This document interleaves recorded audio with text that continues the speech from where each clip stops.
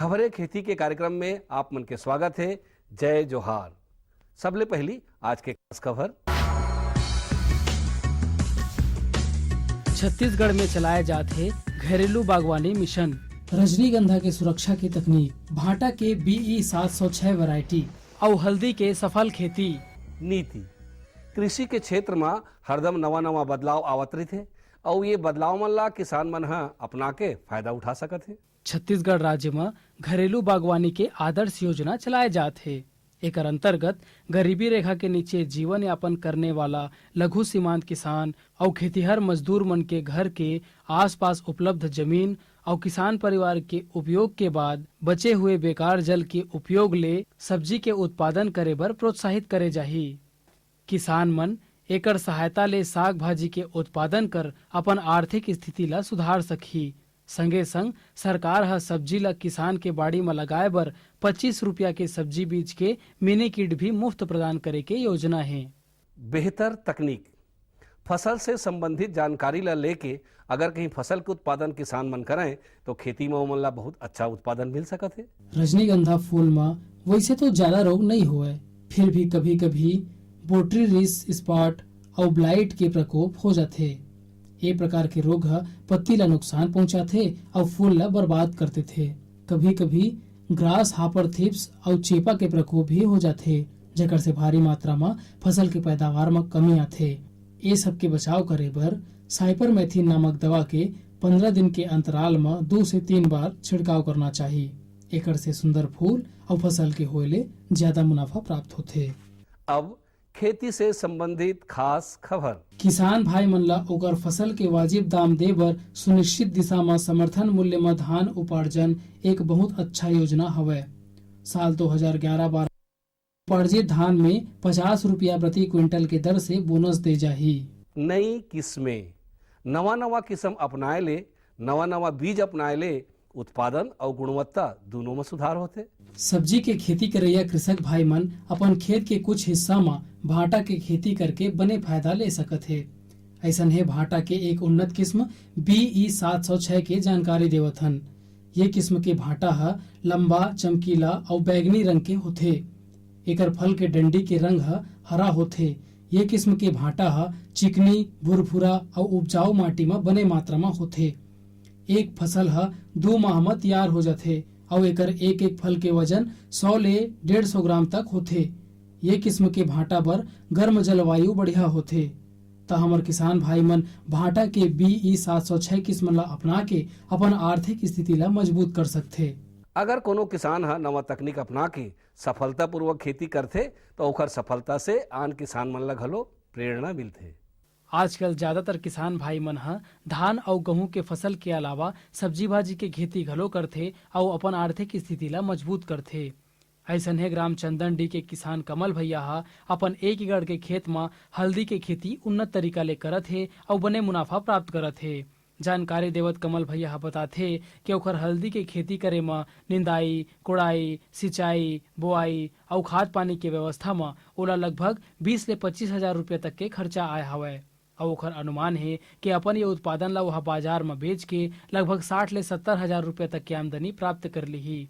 ओकर ये ज्यादा उत्पादन ला देख के दूसर किसान मन घलो प्रेरणा ले सकत है और उहू मन उन्नत तरीका ले खेती लगा के अपन आर्थिक स्थिति ला सुधार सकत है। मौसम आओ जानबो आज के मौसम के हालचाल। मौसम विभाग ले मिले जानकारी के अनुसार आसमान साफ और मौसम शुष्क रही। संगे संग रात के तापमान में गिरावट आए के संभावना है। आज के अंक में बसत के दूसरिया अंक में खेती किसानी से संबंधित नवा नवा जानकारी लेके फिर आबो। तब तक बर जम्मो झल्ला जय जोहार।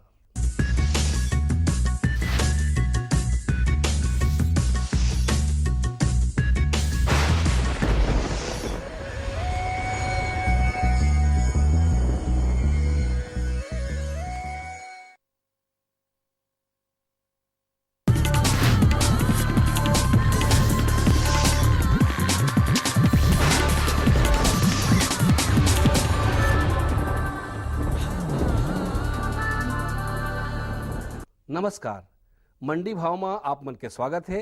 आवा देखबो हमारे प्रदेश के अलग अलग जगह के मंडी मन में धान, फल और सब्जीवन के का भाव है? आज बलौदा बाजार कृषि उपज मंडी में धान के न्यूनतम भाव 1120 रुपया और अधिकतम 1440 रुपया प्रति क्विंटल। आज राजिम कृषि उपज मंडी में धान के न्यूनतम भाव 1105 रुपया और अधिकतम 1510 रुपया प्रति क्विंटल। आज नेवरा कृषि उपज मंडी में धान के न्यूनतम भाव 1235 रुपया और अधिकतम भाव 1615 रुपया प्रति क्विंटल। आज भटगांव कृषि उपज मंडी में धान के न्यूनतम भाव 1199 रुपया और अधिकतम भाव 1355 रुपया प्रति क्विंटल। आज रायपुर के सब्जी मंडी में मिर्चा के बने आवक देखे गए है।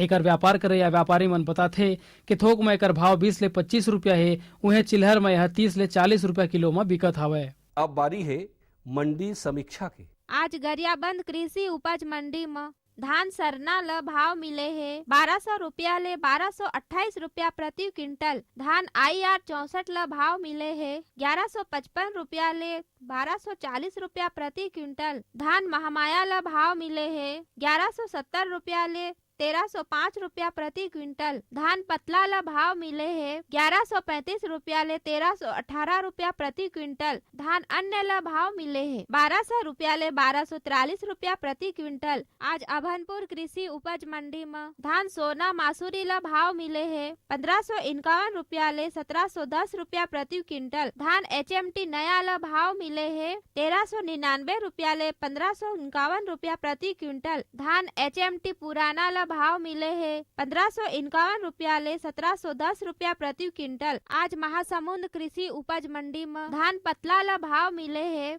1120 रुपया ले 1440 रुपया प्रति क्विंटल। धान अन्य ल भाव मिले है 1099 रुपया ले 1300 रुपया प्रति क्विंटल। धान सरना ल भाव मिले है 1200 रुपया ले 1328 रुपया प्रति क्विंटल। अब मोला दो विदा, फिर मिलबो, तब तक बर जय जोहार।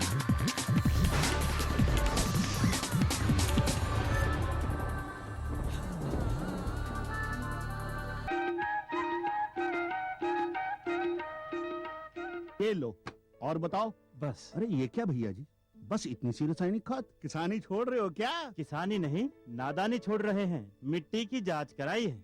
अब तो लालाजी जितनी जरूरत है उतने ही उर्वरक खेत में डालेंगे। हाँ, किसान भाई आज ही अपने जिले की नजदीकी भूमि परीक्षण प्रयोगशाला में मिट्टी की जांच जरूर करवाएं और मिट्टी में पोषक तत्व, नमी व पौधे के विकास को देखते हुए केवल जरूरत के अनुसार ही पोषक तत्व डालें। और हाँ, मिट्टी में गंधक, जस्ता, बोरोन जैसे सूक्ष्म पोषक तत्वों का पता लगाना भी न भूलें। उर्वरक और जैविक खाद के सही उपयोग से भूमि का उपजाऊपन बनाए रखें, उत्पादकता बढ़ाएं, खर्चा घटाएं और बहुमूल्य विदेशी मुद्रा बचाने में भी सहयोग दें। और हाँ, धीमी गति से नाइट्रोजन उपलब्ध कराने वाले उर्वरकों जैसे नीम लेपित यूरिया को प्राथमिकता दें और यूरिया का पत्तों पर छिड़काव करें। अरे वाह, तू तो सचमुच समझदार हो गया रे। अधिक जानकारी के लिए संपर्क करें जिला कृषि अधिकारी या किसान कॉल सेंटर। अम्मा खाना दे दो ना। सबर कर गोलू, अभी दाल नहीं गली है। तू फिक्र ना कर गोलू की अम्मा, अब की बार अपनी दाल खूब गलेगी। क्या मतलब जी? अब की बार NFSM के तहत दाल की पैदावार को बढ़ाने के तरीकों को दिखाने के लिए देश में 1000 क्षेत्र चुने गए हैं, जिसमें हमारा इलाका भी आ गया है। पर इससे हमें क्या फायदा? हमें 5 एकड़ खेती के लिए खाद और कीटनाशक के अलावा बढ़िया बीजों की एक मिनी किट भी मिलेगी। इतनी दाल का करेंगे क्या जी? अरे भगवान, सरकार ने दलहन का समर्थन मूल्य भी खूब बढ़ा दिया है और इनकी खरीद का भी पूरा इंतजाम कर लिया है। इससे आमदनी बढ़ेगी और फिर हमारा गोलू अच्छे स्कूल में जाकर के कृषि वैज्ञानिक बनेगा। हाँ, क्या करूं? हाँ, मैं ऐसे ही करूंगा। हाँ, अच्छा, मैं जा रहा हूँ। अच्छा, जी जी जी, हाँ, जी जी जी। किससे बात कर रहे थे इतना हंस कर? किसान कॉल सेंटर, विशेषज्ञ से खेती के बारे में सलाह ले रहा था। सुबह भी, रात को भी? किसान कॉल सेंटर सुबह 6 बजे से रात को 10 बजे तक खुलता है। रविवार को भी? हाँ भाई, साल के 365 दिन खुलता है। और इतना फोन का बिल कौन भरेगा? अरे, किसान कॉल सेंटर की सेवा मुफ्त है। पर तुम ये सब क्यों पूछ रही हो? मैं तो कुछ और ही समझी थी। किसान भाई कृषि संबंधी समस्याओं का अपनी भाषा में तुरंत समाधान पाने के लिए पूरे भारत में किसी भी फोन से राष्ट्रीय हेल्पलाइन नंबर 1800-180-1551 पर संपर्क करें। किसानों का दोस्त किसान कॉल सेंटर।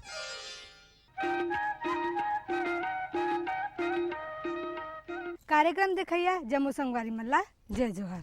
किसान भाइयों, हमन आप मल्ला कृषि दर्शन के माध्यम से नवा नवा फसल के बारे में जानकारी देथन। आज हमन आप मल्ला जानकारी देवथन केला फसल के बारे में। हमारे छत्तीसगढ़ के किसान भाई मन केला के खेती करके अब्बड़ लाभ कमावत है। ता आपो मन केला के खेती करो और लाभ कमाओ। केला के खेती आधुनिक और वैज्ञानिक ढंग से कैसे किए जाए, आओ जानकारी लेवन। केला एक ऐसा पौधा है जिसकी जड़ से लेकर पत्तियां तक उपयोगी हैं। हमारे देश की बहुत सी धार्मिक आस्थाओं और मान्यताओं ने केले को और भी महत्ता दी है। केला हर तरह से शुभ है। जो इसे खाता है उनके लिए भी और जो इसे उपजाता है उनके लिए भी। हमारे देश में केले का प्रचलन बहुत पुराना है और सदा से ही केला एक ऐसा फल बना हुआ है जो ज्यादातर लोगों का पसंदीदा फल है। फल और सब्जी दोनों ही रूप में केले ने अपना लोहा मनवाया है। आखिर केले को अपना लोहा मनवाना ही था क्योंकि इसमें कार्बोहाइड्रेट्स और लौह तत्व की प्रचुरता जो है। केला उष्ण जलवायु का पौधा है। गर्मतर और अधिक वर्षा वाली जलवायु इसके लिए सर्वोत्तम रहती है। ऐसी जगहों पर जहां ग्रीष्म ऋतु में गर्म हवाएं चलती हैं और शीत ऋतु में पाला पड़ता है, उन जगहों पर केले की खेती नहीं ली जा सकती। केले को कृषि योग्य सभी प्रकार की मृदाओं में उगाया जा सकता है, लेकिन गहरी और अधिक जल धारण क्षमता वाली जीवांश युक्त मृदा जिसमें जल निकास की उचित व्यवस्था हो, केले के लिए सर्वोत्तम मानी जाती है। केले की उम्दा पैदावार के लिए रोपण विधि भी व्यवस्थित हो तो वांछित परिणाम के मिलने में कोई संदेह नहीं रहता। इसके रोपण के लिए भूमि को गहरी जोतकर समतल कर लेना चाहिए। तैयार खेत में 50 गुना 50 गुना 50 सेंटीमीटर लंबा, चौड़ा और गहरा गड्ढा कर लेना चाहिए। पौधों का आपसी अंतर जाति स्थल और भूमि की उर्वरता पर निर्भर करता है। ये दूरी जानकारों से सलाह लेकर भी तय की जा सकती है। वैसे अधिकतर ऊंची जातियों के पौधे 3 मीटर और बोनी जातियों के पौधे 2 मीटर की दूरी पर रोपित करने चाहिए। इसे लगाने के लिए हमें 1 बाई 1 फीट का गड्ढा खोदना पड़ता है एवं उसमें भरपूर मात्रा में खाद देना पड़ता है। जैसा कि सभी जानते हैं केले को गोबर बहुत प्रिय है, तो हम इसे 1 एकड़ में तकरीबन 6 ट्रॉली गोबर डालना उपयुक्त मानते हैं। और उसके बाद हम इसे 6 फीट बाई 6 फीट की दूरी में लगाते हैं ताकि वह एक दूसरे से न टकराए। एवं उसे हम घोड़ा टाप या जिगजैग पद्धति से लगाते हैं ताकि उसमें फलदार फल उत्पन्न हो जाए। और इसमें हम मतलब मैग्नीशियम बेसल में और पोटेशियम और कैल्शियम, ये हमें इसमें भरपूर मात्रा की आवश्यकता होती है, जो हम इसमें समय समय पर भी डालते हैं, पर बेसल में डालने में ये अधिक फायदेमंद रहता है। किसान भाइयों, केला के फसल में जल प्रबंधन के जानकारी होना भी अब्बड़ जरूरी है। पानी कब कब और कतका मात्रा में सिंचाई किए जाए, आओ जानकारी लेवन। केले में सिंचाई की आवश्यकता भूमि और जलवायु पर निर्भर करती है। यदि पौधों को लगाने के तुरंत बाद वर्षा न हो रही हो तो सिंचाई कर देना चाहिए। भूमि और वातावरण के अनुसार शरद ऋतु में 10 से 15 दिनों के अंतराल में और ग्रीष्म ऋतु में यही सिंचाई 4 से 7 दिनों के अंतर पर देना चाहिए। केले की पैदावार ज्यादा और बेहतर हो सके, इसके लिए कुछ सूक्ष्म तत्वों का छिड़काव सिंचाई के माध्यम से किया जाना चाहिए। जैसे केले के अधिक फलन के लिए पुष्कल 0.5% का 2 से 3 बार छिड़काव करना चाहिए। फलों के बड़े आकार और बेहतर स्वाद और अधिक उत्पादन के लिए मेगाकल 3 से 5 ml प्रति लीटर पानी के मान से उपयोग करें। पहले छिड़काव के 15 दिनों के बाद दूसरा छिड़काव किया जाना चाहिए। साथ ही जीनी 2.5 मिलीलीटर प्रति लीटर पानी से प्रयोग किया जाना चाहिए। सूक्ष्म तत्वों का सिंचाई माध्यम से छिड़काव करने का सबसे बेहतर तरीका तो यही होना चाहिए कि सिंचाई की ड्रिप पद्धति का इस्तेमाल करें।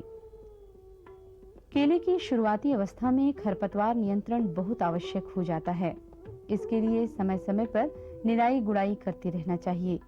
ये गुड़ाई उथली होना चाहिए क्योंकि गहरी गुड़ाई से केले की जड़ों को नुकसान पहुंचने का खतरा होता है। और वैसे भी केले की जड़ें भूमि में ज्यादा गहरी नहीं होती। चूंकि केले की जड़ें ज्यादा गहरी नहीं होती, इस करके इनके पौधों में मिट्टी का चढ़ाना आवश्यक होता है। केले की खेती में खेतों में मांदा का बनाया जाना केले की उपज बढ़ाने में सहायता देने वाला साबित होता है।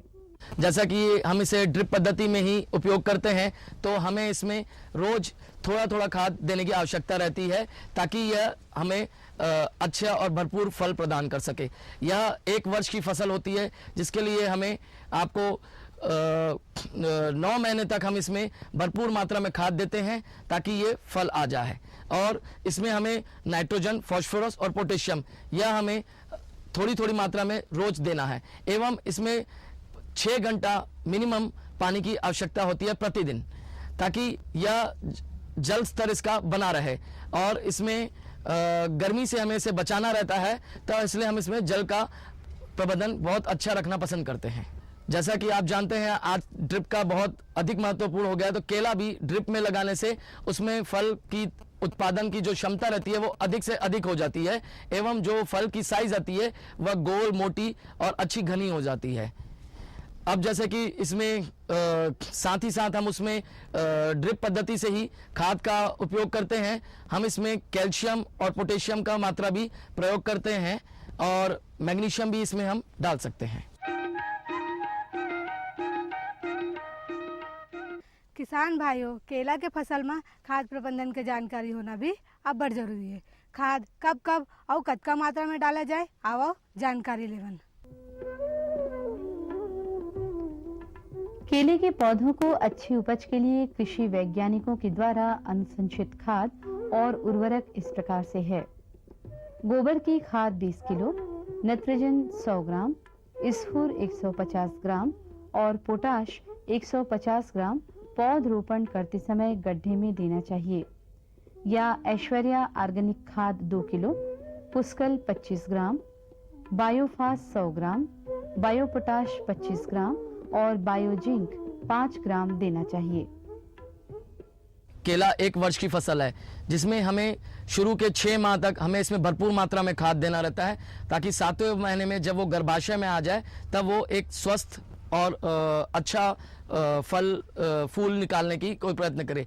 एवं इसमें एक 18 पत्तियों के बाद हम इसमें खाद को थोड़ा सा कम कर देते हैं, एवं 18 पत्तियां आने के बाद हम इसमें यूरिया और मैग्नीशियम की मात्रा बिल्कुल ही कम कर देते हैं।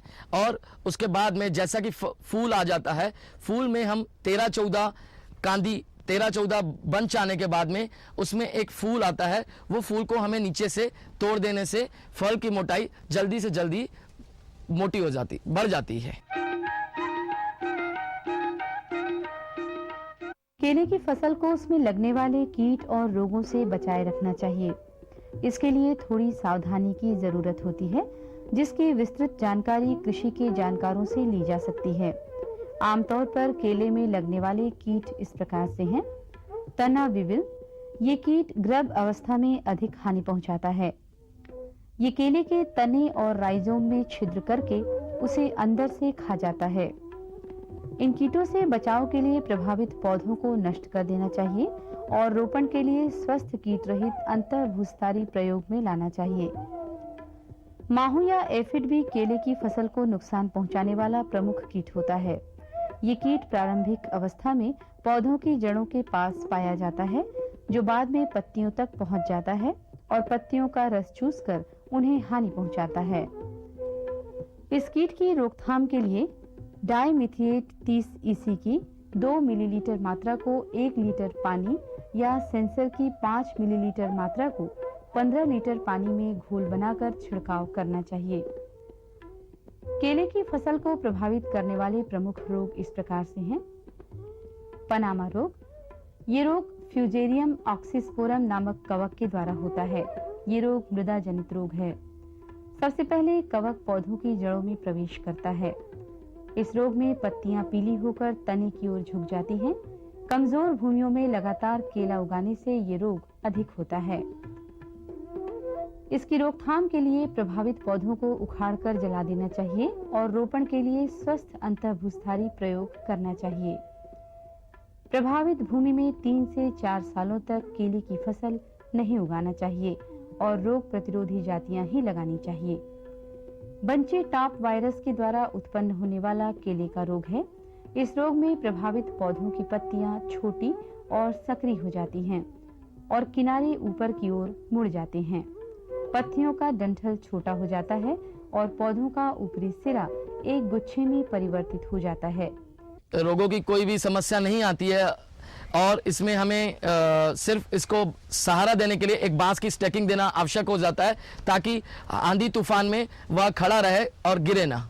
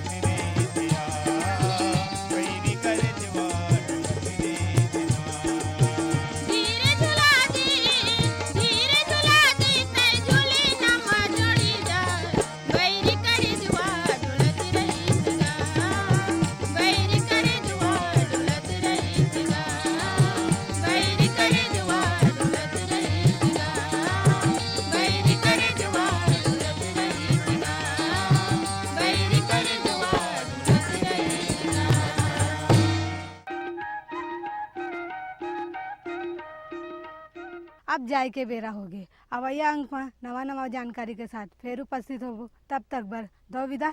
जय जोहार।